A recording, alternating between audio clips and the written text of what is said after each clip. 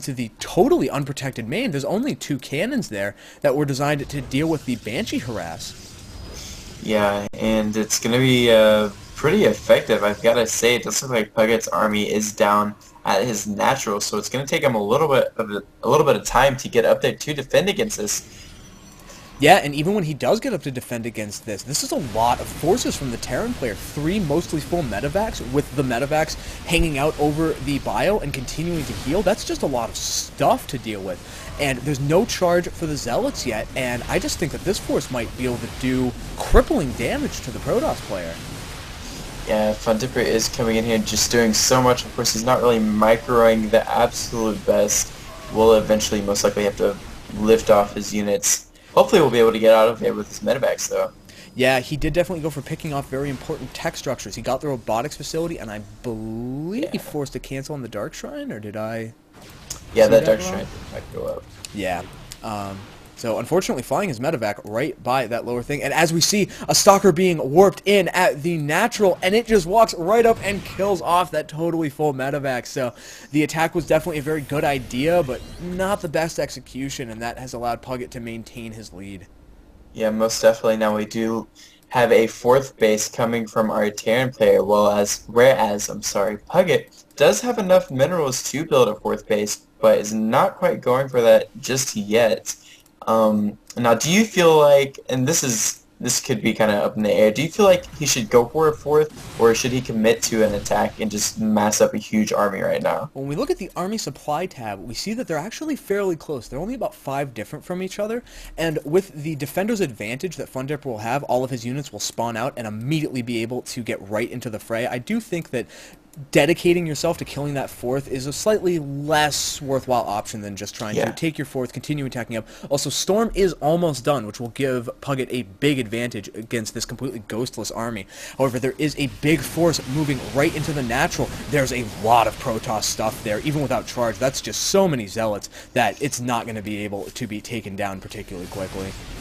Yeah, and Fundipper, of course, in a little bit of an awkward spot. However, he's going to go up into the 2nd base's expansion there, and we'll be taking on this Protoss army. Of course, now Puget's the one that's actually out of position here down at the bottom of the ramp, whereas Terran's at the top. However, I think the Puget has enough to deal with this. A really nice storm there going off from the High Templars, and Fundipper is just moving up into the natural, using that. Wow, he's really using that high ground advantage to his advantage. He is going to have a lot of trouble trying to get out of here, though, because that medevac is so close to dead, there's no chance of him getting back up into it, but killing the High Templar, or the Templar Archives, I should say, the High Templar Den, is a very, very big win for him, and he was targeting down that one last pylon. Doesn't quite get it, though. He is unfortunately killed off. Now, I do believe that I am a little bit ahead of you, so tell me when you get to 21-22. Alrighty, that will be right now. Okay, awesome. Just wanted to get synced up. Sorry, guys, for that. For some reason, our computers don't really want to get along or something. Yeah, that's been a consistent problem, and one that we're definitely hoping to deal with before the FRB Grand Tournament. Paul, tell us a little bit about the FRB Grand Tournament. Yeah, I forgot. We haven't really mentioned it in our videos. Guys, for those of you that have been enjoying this cast, or these casts, rather, the FRB cast, there is going to be a tournament that we are holding next month. April, of course, or actually, is it April? It is April, yeah. It is April. Bleeds a little bit into the beginning of May. Yeah, so we're going to be holding it next month, and it's going to be a lot of fun. I think we'll probably have about 16 players in it, possibly more, but most likely 16. And we're looking for at least Masters players. Of course, we're not going to turn you away if we obviously don't have enough to fill it out.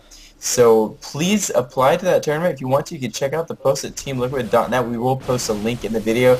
Meanwhile, though, Puget is moving in here to Fundipper's 4th base, and even though it is a planetary fortress, he is going to be able to take it out, and that's actually a huge hit there for Puget. Yeah, losing that one base is a large part of his economy, particularly as we see the main is mostly mined out. The natural is also quite close to mined out. However, I'm worried that Puget's kind of overstaying his welcome here. This is a pretty big bioforce coming in, and if he's able to snipe those two very valuable, the Immortal and the Archon, like he just did, right now these Zealots are trying to get through a very narrow choke created by his own force field, and they're just getting eaten up by this bio. It's right now 1-1 bio against just one attack Protoss forces, and so now that all the Zealots are gone, the Marauders with medevac support against the Stalkers is just completely one-sided. All these Stalkers are going to die. Yeah, Terran managing to clean that up really well there. He also is doing another attack down at the 4th of Protoss, which he's actually not been able to do that much damage. However, all the units that were down there have been eliminated, and he may manage to take out this Nexus. Puget being forced to, to move his probes there, and actually gets a really good surround against these Marauders, so he will be able to save this Nexus, but at what cost? He's just lost a ton of probes right there. Wow. Yeah, when we look at the units tab, it's now 42 probes against 30 SCVs. However, there are 4 mules running, so the income is definitely favoring the Terran player right now, and he's just kind of moving his army around a little indecisively. He looks like he has a very large force, but doesn't quite know what he wants to do with it. Yeah, this is a very awkward stage for both of these players. They're kind of trying, I feel like they're trying to decide, hey, should I keep macroing hard right now? Should I rebuild any, like, lost workers that I have, or should I just commit to an attack? It is worth noting that for the pretty much first time since the Banshee Harass did not quite do as much damage as Fundipper was hoping, he's back in the supply lead. And because of his worker deficit, that means his army is considerably larger than his opponent's. And he's marching right down towards this 4th and really looking to take it out. Yeah, it does look like he is for sure going for that. Of course, Puget is there. He does have quite a few high Templars, and some really good storms could save him here. Will he land those, though? Actually, not even attacking with a lot of what he had. And I don't know, this is going to be really rough for Puget. Yeah, this is unfortunately a very awkward attack from him. However, a couple of very good storms do soften up those bio units quite a bit. However, like the charged Zealots, some of them charged in, and then he tried to pull back, and then some more charged in, and then he tried to pull them back. There was one very, very good storm right there, and if he just had one more force field, he would have been able to trap a huge amount of that bio. However, he is now totally out of energy on both his High Templars and his Sentries, and is just desperately trying to warp in as many charged Zealots as he can. Yeah, both of these players do have 1-1 each. However, Fundipper's micro is just really winning him these battles, and he does manage to take out that 4th base. I do really, really like that through all of this, Fundipper has taken his his main and moved it over to his 4th base, because once the main is mined out, there's absolutely no reason to leave it there. He can just move that base over and begin putting it to work. Now, it does look like there are about 4 Zealots over here at the 4th base of Fundipper, so he's going to be denying any mining for the time being. And very smart move, economically damaging his Terran opponent.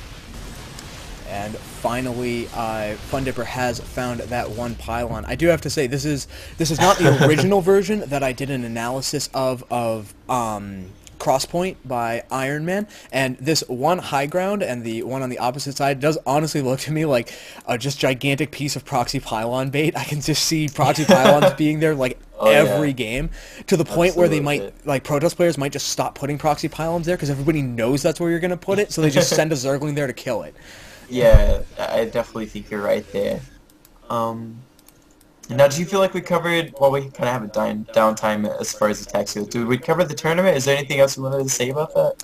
I would just say that if you're interested in taking part in the tournament, go to Team Liquid and search for the FRB Grand Tournament in the StarCraft 2 Tournaments section. We are looking for the best players, and if you're looking to get involved yourself, you can also write to the really well-known casters and the really well-known players and encourage them to take part in the tournament. It would be really, really great to have some of those guys on board. There's a small Zealot harass going into the 4th, however, with just a couple of Marauders and a little bit of micro, those Zealots are cleaned up pretty easily by the Terran player.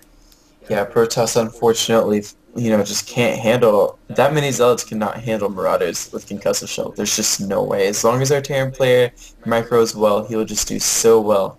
Now, it does look like our Terran player is going to be coming down here. He is at 113 supply versus 88, now 92 for the Protoss player. And this small group of units here is going to get caught so out of position. A decent storm getting dodged completely, though, by our Terran player. And there's another storm which only gets a few units there. It looks like Terran is going to be able to clean this up so easily. Wow, excellent job of macro by our Terran player. Yeah, he spread out his units very, very effectively, and that was just allowed Oh him yeah. to completely make up for his lack of ghosts. He just dodged the storms. He didn't even need to worry about it, and he's now moving right into this third, and there's a lot of production here too. I'm worried that it's now 47 supply against 102, and so I don't think that this is going Yeah. to be very good for our Protoss player. This might be lights out. Yeah, I just really don't see Protoss recovering from this at all. He does have a Nexus Epic gold base though, so that is decent. Unfortunately, he's just lost so much. There It's was a just gonna be Zealot so. harass moving into the third as well. However, the Planetary Fortress there was able to mostly defend against it, and just the rallying reinforcements of the Terran player were able to deal with it. Yeah, so this looks like Puget here is holding on. Of course, he's just a little bit upset that he's lost this game, but that's alright, we all do it. No problem at all. Yes, indeed. For those who don't know, we were actually in the 7M channel. Excuse me, starting to lose my voice. We were actually in the 7M channel as these games were being played, and these two players, Puget and Fundipper, were playing against each other a lot. They went with a lot of very good back-and-forth games, and Puget actually generally came out on top, so I don't think that this is necessarily a representative game of how they were doing. I know that Puget would like you all to know that he actually won the majority of those games. He is Yeah. a very, very good Protoss player, and has expressed his interest in taking part in the tournament, so I really am looking forward to having the opportunity to inviting him into that. Yeah, hopefully he can bring us some pretty boss builds, maybe get some Dark Templar play, you know? He's been doing that quite a lot. Yeah, we have noticed him put Dark Templar to incredibly effective use against Fundipper, actually, in a couple of games as well. And now it does look like the game is pretty much over. There's just a little bit of back and forth talk going on between the players. So I'm going to use this time to say that if you're interested in more casts like these, or are looking to know where the VODs, video on demands, are going to be posted for the FRB Grand Tournament, you should know that my YouTube channel is www.youtube.com/wiseoldsenex. And Paul, where can they find you at? You guys can always find me at youtube.com/pullsc. And if you're ever looking for a stream, you can go to twitch.tv/pullsc. Do you have your stream set up yet? I do have my stream set up, but I've not done very much streaming yet. That will be Okay. twitch.tv/wiseoldsenex. When it is actually being run, we're going to be, that's going to be one of the two streams that's going to be featured with the tournament. But unfortunately, I just haven't really used it that much Yeah. yet, and I will be doing that more soon. Awesome. All right, guys, thank you so much for tuning in. Like I said at the beginning of the game, please subscribe if you want to, and leave feedback. We need feedback so we can get better and provide highly entertaining streams and highly entertaining VODs for you guys. Alrighty, so thanks everybody for watching. This is Senex, and And Pull signing out. alright.